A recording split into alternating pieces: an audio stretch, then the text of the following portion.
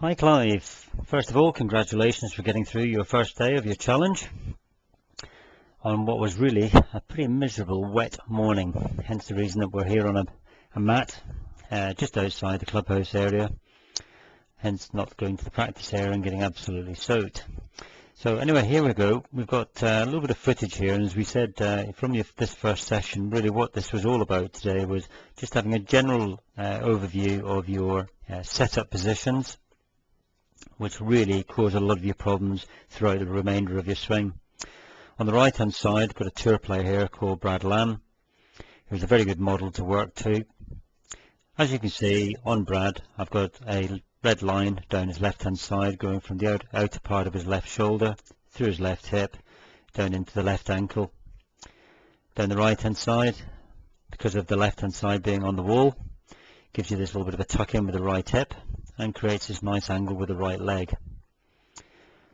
On your picture here, drawing a line from your left shoulder tip straight down, you can see your left hip, a bit of space going on here and not going through the left ankle. So really you've got a fairly sort of neutral position, if you like, at address. We need to create a little bit more of a better shape and get this sort of reverse K look like Brad has on the right hand side. Now, because you're in this position at address, this is one of the main things that you do with your takeaway, is you start the club off very much with the hands. You can already see quite a bit of a dipping action already on the way back with your shoulders. If I draw a line down through your shoulder angle there, you can see it's quite a severe dipping position. If I take Brad up into that similar sort of position, because he's more on the wall on his left, it sets off a different sequence really on the backswing. So the shaft starts moving first, because obviously his hands and arms have initiated the swing, pulling the left side around. You can see already at that point there how much of a rotational movement he's actually got with his shoulders. So it's moving in a different sort of direction here. If I take you up to the top of your backswing, just about there, and this is where you get this excessive sort of movement with the wrists, sort of over cupping here. You can see here, although you think that you've done a lot of turn, if I actually draw a line down from the shoulder straight down like so,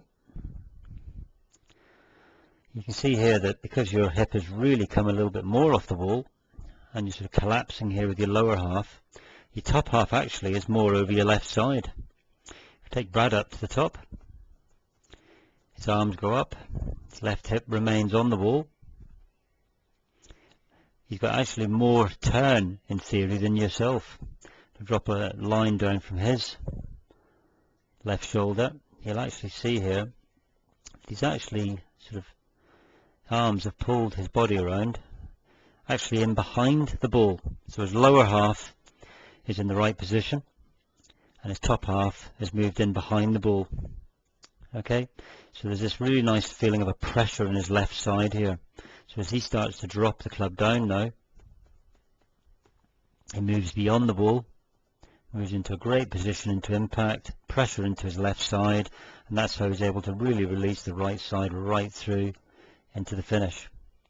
With your good self here, you're going to have to do a bit of a catch up now with the hands and arms. So you're going down a little bit. Now you've got to try and escape that movement on the backswing where you went down. You've now got to come up quite a bit on the way through, hence the really high arm position. If you look at Brad's on the right hand side, right arm's really swung across his chest. So the main thing today was we really did have a look at your general sort of setup.